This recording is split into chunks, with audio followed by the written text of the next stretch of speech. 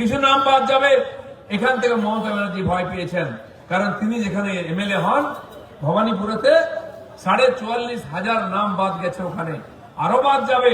তাহলে 10-20,000 30,000 ভোটে যেতেন, সেটা তো উড়ে যাবে। প্রত্যেকটি জায়গায় হাজার হাজার ভুয়ো ভোটার ঢুকিয়ে দিয়ে ছাপ্পা ভোট মেরে টিএমসি এই ইলেকশন গুলো জিতে নেয়। যেই এসআইআর শুরু হয়েছে, চিৎকার চেঁচামেচি দেখুন, দিদিমণির চিৎকার, করতে দেবো না, হতে দেবো না। সারা ভারতবর্ষে এসআইআর হচ্ছে। কোন জেলাতে আজকে ঠাকুরের মন্দির সুরক্ষিত নয়, মন্দিরে চুরি করা হচ্ছে গয়না, মন্দিরে মূর্তি ভাঙা হচ্ছে, মন্দির ভাঙা হচ্ছে।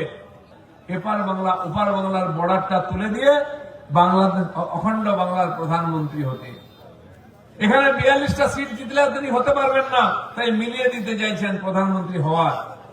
আজ 60 থেকে 70 বছরের কোন মহিলা, বালিকা, নারী, যুবতী পশ্চিমবাংলায় সুরক্ষিত নয়। সে কলকাতা হোক, কুচবিহার হোক, আর কাকদ্বীপ হোক, সব জায়গায় মহিলারা ধর্ষিতা হচ্ছেন। কোন জেলাতে আজকে ঠাকুরের মন্দির সুরক্ষিত নয়, মন্দিরে চুরি করা হচ্ছে গয়না, মন্দিরে মূর্তি ভাঙা হচ্ছে, মন্দির ভাঙা হচ্ছে। দিনে রাতে দুর্গাপূজা, কালী পূজা বিসর্জন করতে গেলে ঝামেলা হচ্ছে। বাংলাদেশে কিছু অবস্থায় ভালো নেই আমরা। ওপার বাংলায় মূর্তি ভাঙা হচ্ছে, এপার বাংলায় মূর্তি ভাঙা হচ্ছে। ওপার বাংলায় হিন্দু জমি বাড়ি লুট করা হচ্ছে, এপাশে লুট করা হচ্ছে। ওপার বাংলায় মায়েদের উপর অত্যাচার হচ্ছে, এপার বাংলায় লুট হচ্ছে। মমতা ব্যানার্জি চাইছেন এপার বাংলা ওপার বাংলার বর্ডারটা তুলে দিয়ে বাংলাদেশ অখণ্ড বাংলার প্রধানমন্ত্রী হতে।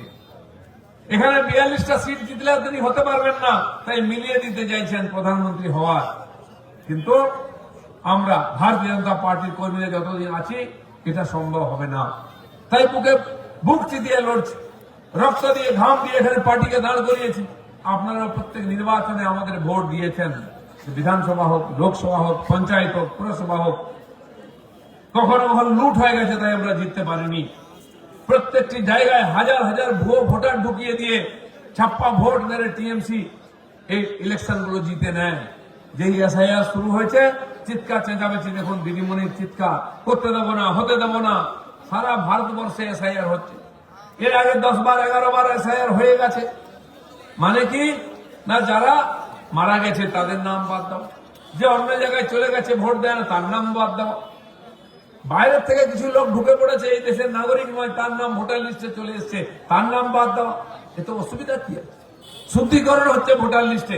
যারা যোগ্য ব্যক্তি, এখানকার নাগরিক, তারা এখানকার জনপ্রতিনিধি নির্বাচন করবেন, পঞ্চায়েত থেকে পার্লামেন্ট অব্দি। এ তো সব দেশেই হয়, সারা ভারতবর্ষে হচ্ছে। কোথাও কোনো বিরোধ হয়নি, বিরোধ এখানেই। কারণ কি, এখানে 58 লক্ষ বাদ চলে গেছে নাম। যে নাম আছে ভোটার লিস্টে, তো ফর্ম ফিল আপ করেনি, কেউ ফর্ম নিতে আসেনি, 58 লক্ষ হয়ে গেছে।